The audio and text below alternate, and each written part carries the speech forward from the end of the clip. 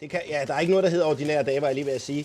For der kommer, det er jo mennesker, så der er aldrig 2 dage, der er ens. Nuumi frelsensherre иллуутаани I går nerisitipput var vi nogle 80, og i forgårs var der 113 her. Så.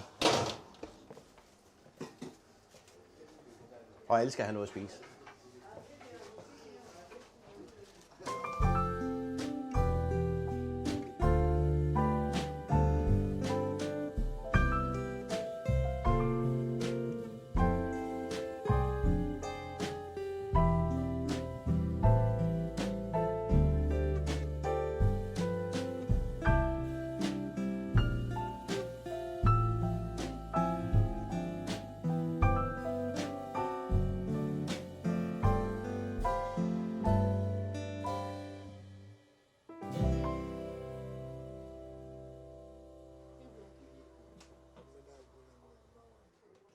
januarimi ullut ilaanni nuumi frelsensherre иллуутаани nerrittoqarniarpoq tamaani inuit akeqangitimik nerisarput nerisissaqartitisoq frelsensherre kristumiussutsimik ааллаавеқарлүни сулиниартуусарпоқ Og flødekartofler.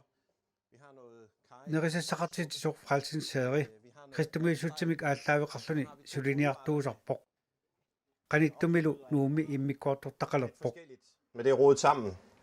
Og så har vi en enkelt gryde med noget dildssovs og rejer i.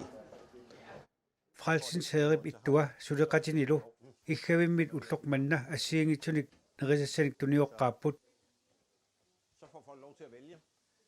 нерисасса тамаангаассорнеқартартут нууммииту сулиффеқарфиит сулисуиса тунниуссараат Og vi har altid en stor bøtte med kartoffelmos pulver stående til backup, hvis vi løber tør for tilbehør.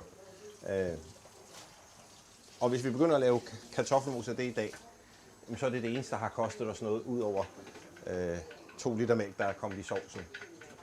Ellers så er alt andet gratis for os i dag. Det du laver, det er helt perfekt, fordi ellers så... Ja. Og i dag, så er der kartoffelmos, og der er en lille smule flødekartofler, så er der noget ris. Hvis vi løber tør for det, så laver jeg mere kartoffelmos. Det er det, der er tilbehør. Så er der 2 gryder med noget blandet kød.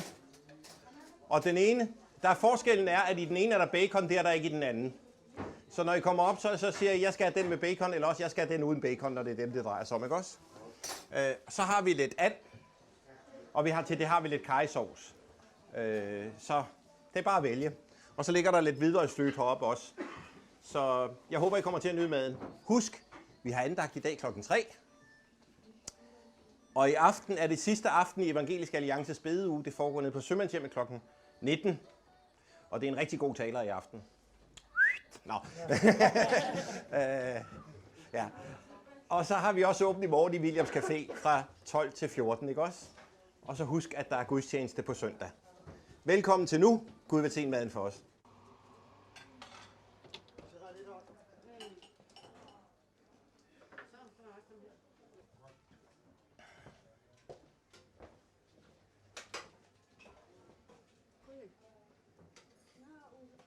Tror du, det kan holde?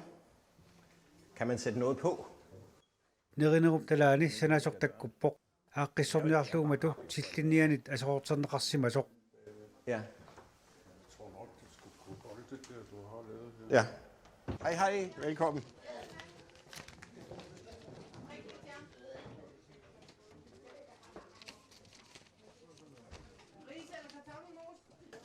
Men det her, det var desværre udgifter i forbindelse med, at der var nogen, der havde brudt ind og ødelagt nogle ting. aningaasartuutissaqarnerulappuut silliniartoqarsimaneraata kingorna Og en dør, og så videre, og så videre. Så en regning på 37.000 var jo ikke så galt, så det er forsikringen, der skal dække det.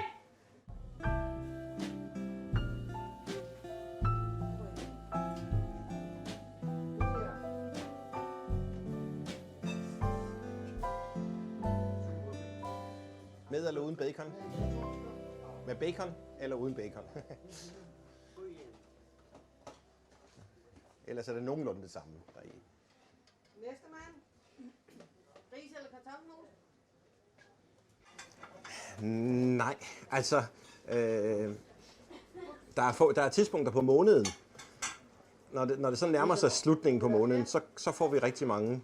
qaammatip naayartulernerani maannartut anerlisaqaat Så januar, januari sivitsortortarpoq aningaasarsisoqaraangat aggertartut ikilisarput dyk, hvis der er nogen, der ikiligaangamik forud formaforut missaanniittarput den første.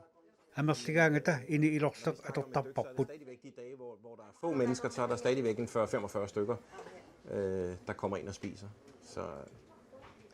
Så der er altid godt besøgt her.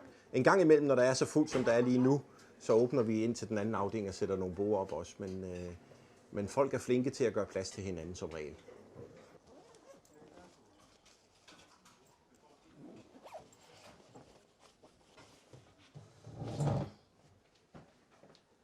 Med bacon med blomkål. Bacon, blomkål.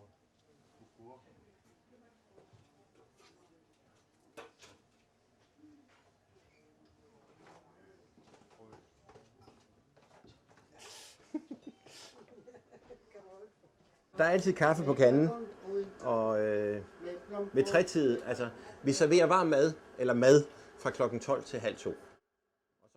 kissartutortitisarpugut ulloqeqqanit marluk qeqqatatungaanut kingorna tiilukaffilu nuanisarnerlu Ellers så bliver der sat frisk kaffe ind på det tidspunkt, og småkager eller noget andet. sisamangornermi naalagiartarpugut erinarsuqatigillu talu tassataamatut ulloqartarpugut Holder vi andagt klokken 3 og synger sammen, og drikker kaffe og te sammen. Ris eller kartoffelmos? Så selve det med at servere varm mad, eller mad i det hele taget, det er de første halvanden time. Med blomkål. For ellers så kan vi blive ved hele tiden. Men folk kommer og får deres mad, og så kan de hygge sig for resten. Og det gør de.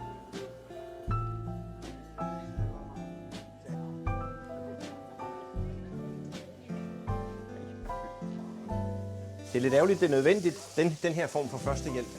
Men Frelsens prøver jo at møde folk hele vejen igennem, ikke? Så vi er jo også en kirke, hvor vi holder andagter og taler med folk.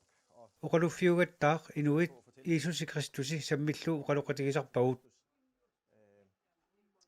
inulerinermi Kristumiussutsimik sammisaqarneq attuumatinneqassaaq taamaaliortoqangippat iluatinnaviangilaq Frelsens herili taamaaliortarpoq Som kristne ikke rækker hånden ud og hjælper, så er det i hvert fald ikke Frelsens her længere. Peter fandt dem. Skal du være inde? I må gerne tage. Ja, bare tag. Skal du være inde? Men tag lige så meget I vil. Ja. Imat. Ungtini pusapangaqaatika kunungutullua. Sanassa. Anita.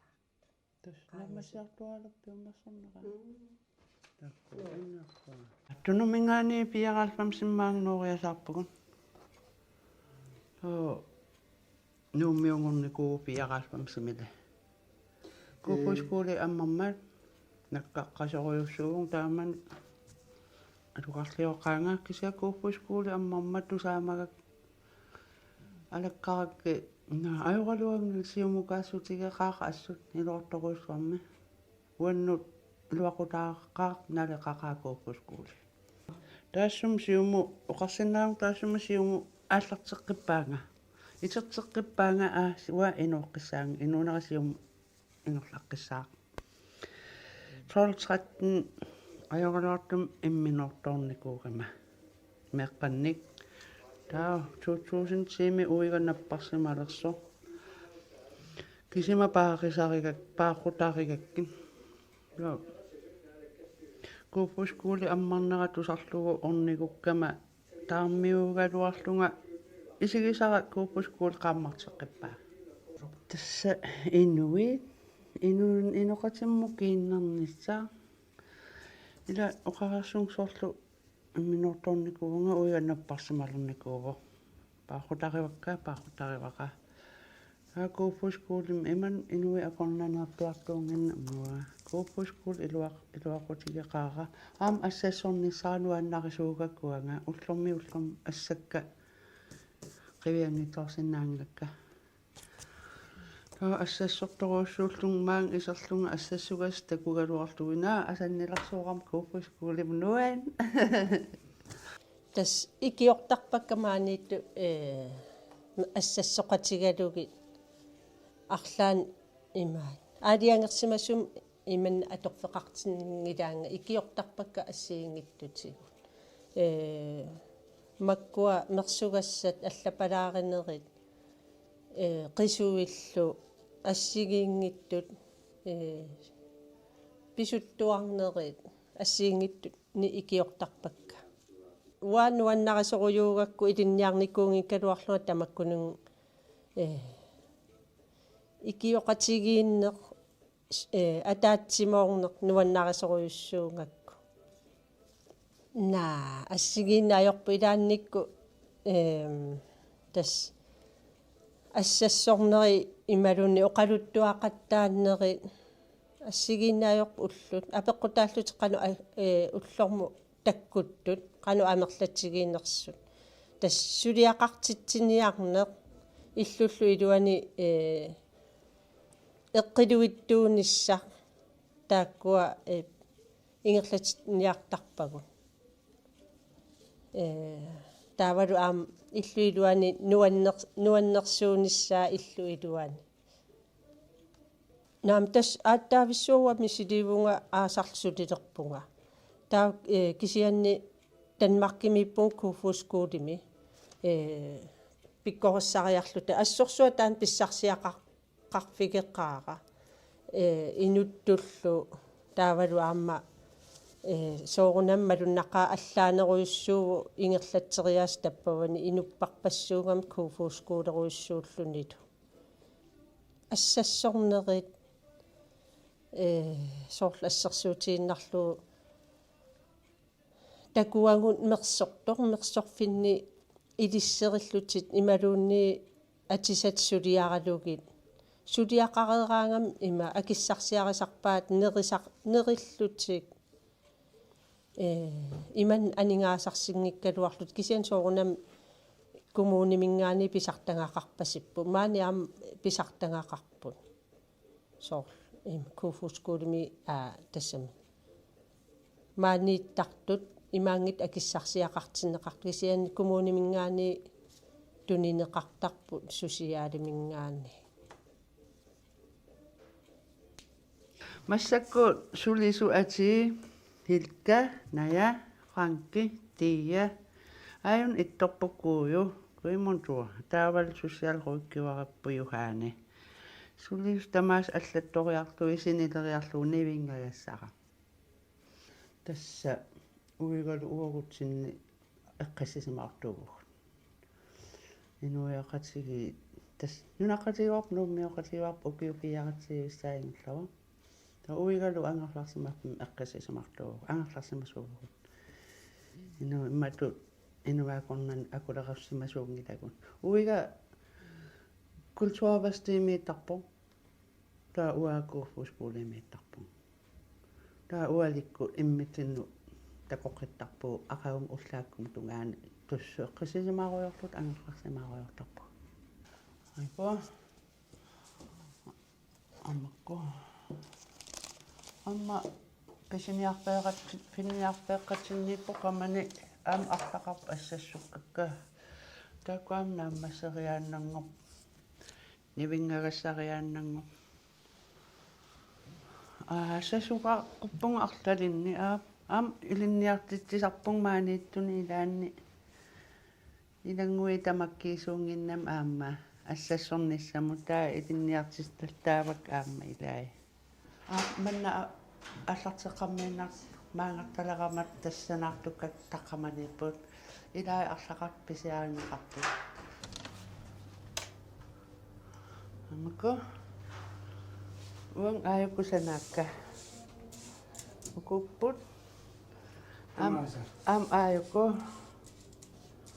укуа уналу уку макку алласанааривай уа ааюко аюку укоориарлути ам укуа унаагитсо куа таавалу мангариарутта амаккуа Amak iverusiakka uanga. Amakkua tamasa. Amak maksukkama ilai. Tavalu. Ana sunappa Danmarkimikuupuskuuli pikuikuupuskuuli maagnuulummastu imai. Ааллартинникоq нааммассинеқангитсоq Danmarkimingaani такориаракку санарнама инақунарнам нааммасси паллаккак инақуна акисаасаарангу амак алерсерсуалиакка амакка арлақап алерсилиарсуалиак маанитту иматунуарсарнеқартут уа аанстор нуарсагаариаассера ко алерсерсуалиакка тассилиак аана тассилиара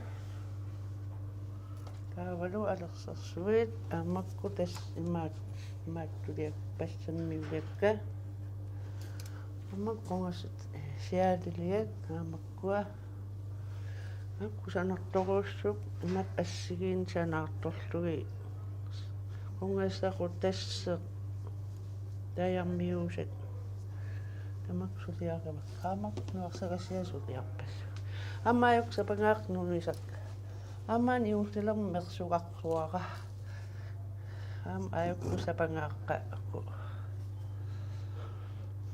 кисиаунауа пигингинник санаарингинник аммаани уутилермерсугара Pitanggup sa kasawa.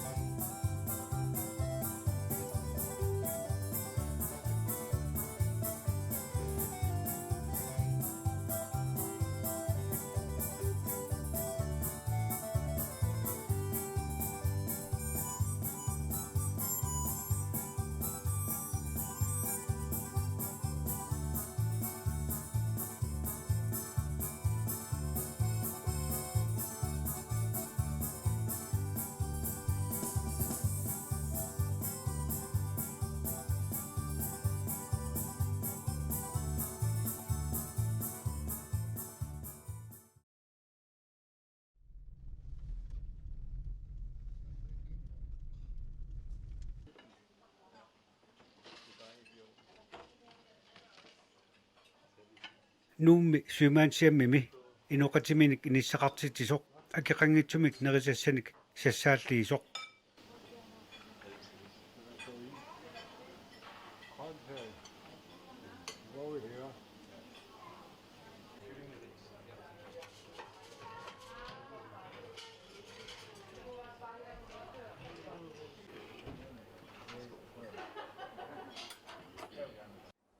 Jo, men det er jo på en eller anden måde, at jeg har oplevet, nu arbejder jeg her lidt som sømandsmissionær og sømandspræst, at jeg har oplevet... Manna sømandsmissionæritullu palasitullu suleriarama qamuuna eqqissimasuuvunga ikiortariallit ilaat unittoqqasut periarfissippakka uattut atuaqalernissaat atuarliortut ilaanut eqqissinermik tunniussaqarusuttarpunga taamaaliornermilu kristumiussutsimik upperisaqarnara aallavigisarpara. Og der har jeg ligesom fået lov til at opleve, også igennem min kristne tro, en fred og en hvile og en glæde, som jeg egentlig bare ønsker også at give videre til nogle af dem, fordi jeg ved, at det kan, den relation og det fællesskab med Gud, det kan være med til at give så meget ind også i deres hverdag.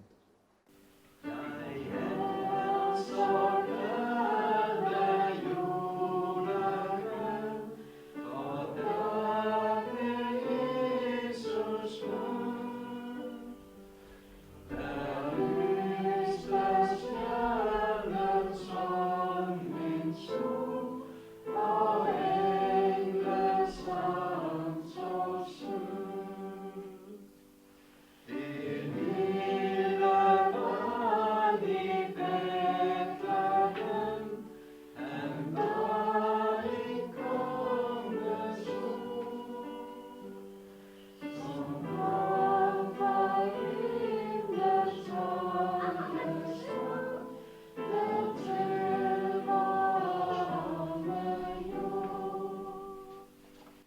Man kan sige, smerten kom ind og blev faktisk en del også af menneskelivet. Og den kan have forskellige ansigter. Jeg kan opleve smerten på en måde, og I kan opleve smerten på en anden måde. анниаатеқарнер тааннаппилерпо инуунеруп илагилерсимаваа уанга арлаатигу анниаатеқарсинаавунга пинник илис иммар аллатут анниаатеқарсинааллуси инуунермут илаалерсимава. Og man kan sige, det gamle testamente handler om, det er faktisk, at Gud siger igennem sine profeter, en dag, der skal der komme en og tage det her væk, sådan at vi igen kan få et tæt fællesskab mellem mig og Gud. Egentlig lige så tæt, næsten. Jo, men jeg synes, det er utrolig meningsfuldt.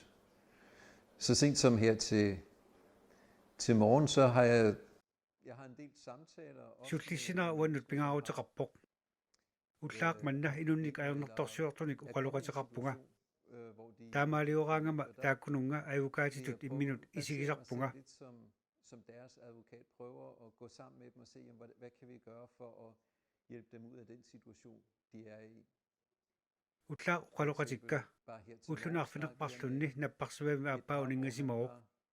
Najuqarfissaqanginnertillu ajornartorsiutigaat kommunimik allanillu suleqateqarluarnikkut taakku ajungitsimik ingertalernissaat aqutissiuniarparput.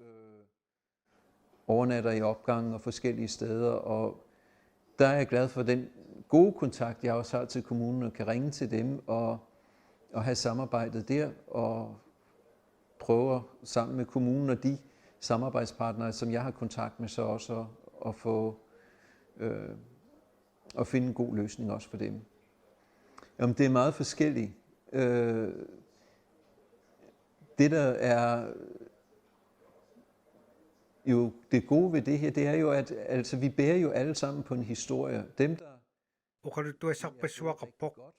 ajungitsussamut saassimasut uquluttuassaqarput inuillu qaluqatigisinnaaneri ajungilluinnartarpoq taamaaliornermi qamanermiutik uquluttuaasarpaat taamaaliornermissaaq inuunermi inisisimaanaart paasinarсисarpoq taamalu pisoqqaraangat ikiuerussuseqalersarpunga.